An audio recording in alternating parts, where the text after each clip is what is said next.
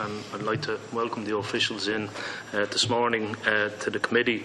And certainly, not only do I have concerns, not only do many lone parents out there have concerns, many other organisations have concerns as well, as Deputy O'Dea rightfully said, and I'll go through some of them concerns now in a moment. And we know all the facts and the figures there in terms of the numbers of single parent families out there. 1 in 4 families out there are one-parent families, consisting of, I think, 215,000 one-parent families across the entire state. But I think one of the harshest cuts that was implemented and has had, compounded the difficulties there facing lone parents, and we know the figures there in terms of poverty, where lone parent families, I think 23% of them live in a consistent state of poverty, and those figures aren't my figures. They are recognised and approved figures. But the cut to the one-parent family payment back in 2012 has had a huge detrimental impact, not just in terms of poverty, not just in terms of access and education, but right across the board. And we know at the time the Minister stated that, these cuts to the payment weren't going to come in until we had a Scandinavian-type childcare service within the state, and that has fallen off the radar. There certainly isn't affordable childcare, and certainly no Scandinavian model here in place. We'll wait and see what comes out of next week's budget, but certainly I wouldn't hold out much hope for it. But the Irish Human Rights and Equality Commission report recommended that the state actually reverse these measures that were introduced in 2012.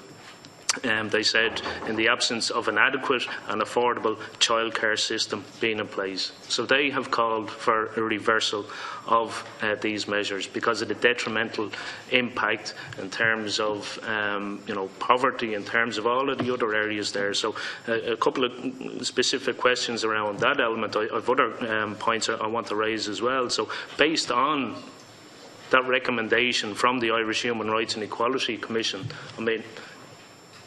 can I get a view from the department officials? I will put the point to the Minister separately, but has that report been taken into consideration at all by the department? Has it been costed by the department, the reversal of those measures as well? And also another report that only recently came out, and it was a government commission report, of which I have a copy of it here, carried out by UNESCO Child and Family Research Centre, entitled Lone Parents and Activation, What Works and Why, and it's a review of the international evidence in the Irish context. And I think 2 lines that certainly strike a chord with me, but more importantly show clearly the facts in the real world out there affecting the real people that we're speaking about. 2 lines here. It says the changes made to lone parents could be having a perverse effect of encouraging welfare dependency and reducing household income. It goes on and it states, we know from lone parents themselves that these changes have trapped them in greater poverty and they feel stuck. They cannot leave their child at home alone, they cannot afford childcare, and therefore they cannot go out to work. So they are worse off than before. So that's a government, I suppose, a government commissioned report that is backing up the evidence out there in the real world. So again, can I get a view from the department officials with regard to that? And they already touched on, those families out there, lone parents living in consistent poverty, 23% of lone parents, and that's compared to, I suppose, other families out there of 8.2%. of other families. So we know the facts there, but the measures that were introduced are compounding single-parent families to poverty. And at-risk poverty rate for single parents is 31.7%. Fall into that category. So a couple of specific questions around that report and poverty faced by single parents. Do we know how many children out of the 23,000 reported across the state, reported to be living in consistent poverty, how many of those children are actually within single-parent families? I don't know whether you have those figures here or those facts, or whether we could get them. Another question there: it is clear that to tackle child poverty, it is essential that poverty in one-parent families must be targeted.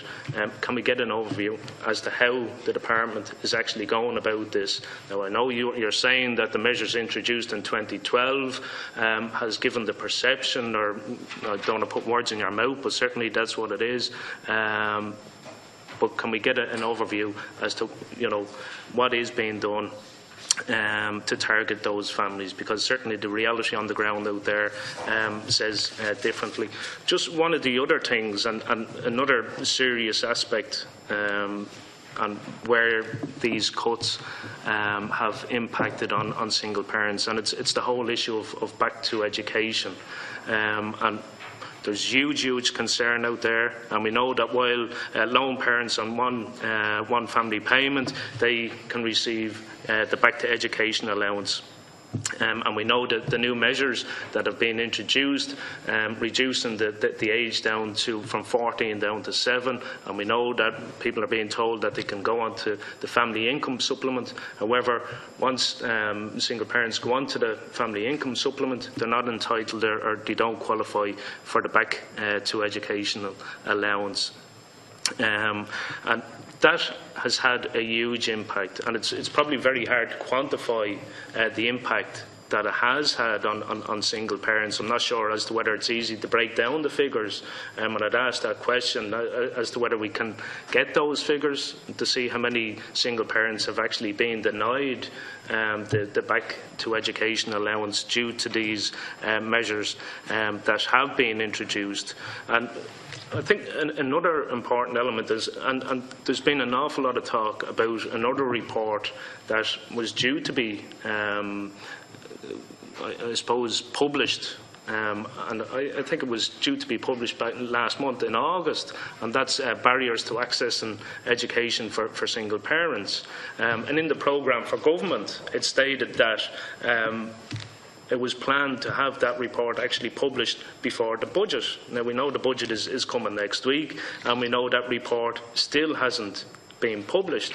So the fear I have is we're entering a budget now where all the evidence there coming from all these organisations are saying the measures that have been introduced, they're actually having a detrimental impact on these families. And we know the whole issue around the back to education and the report, which I'm sure, I don't want to preempt what is in the report, but I'm sure it is going to highlight some concerns there as well. So we're entering into a budget now where, part of that process and in the programme for government was this report was going to be out, so the budget could be framed around some of these measures and removing the barriers for access and education for lone parents. Now, we haven't seen that.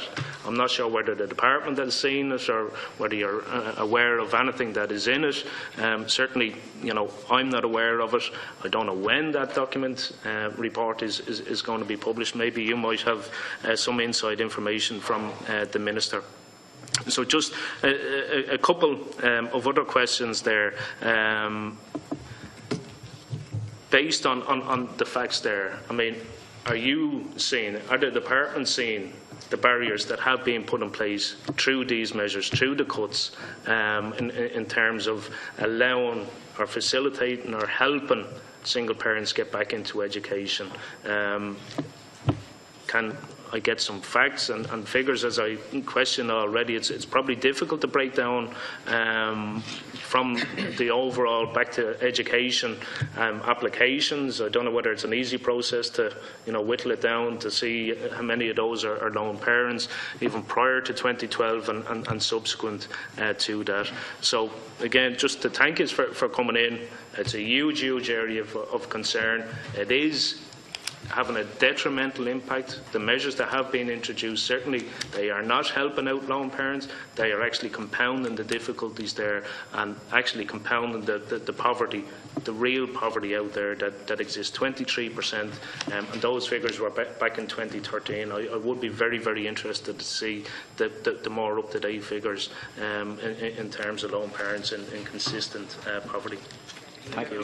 Thanks, Carol. Just to thank the officials there for their presentation and answering some of the questions. But I suppose one specific point just on the Miller report, and I note the comments there, but it has effectively been rubbished here by yourselves. I mean, you said it hasn't carried out the work it was supposed to carry out, and that you would have counter views to a lot of the issues that have been highlighted and serious concerns raised around them. So I would be interested, and it would be very useful if those counter views could be put down in a report from yourselves to be brought back before this committee, so that we can actually see what your counter views are in relation to the very serious points that have been identified by Miller in that report. So can I ask that question as to whether we can get a comprehensive response from the department with regard to the Miller report? Thank you, Deputy Brady.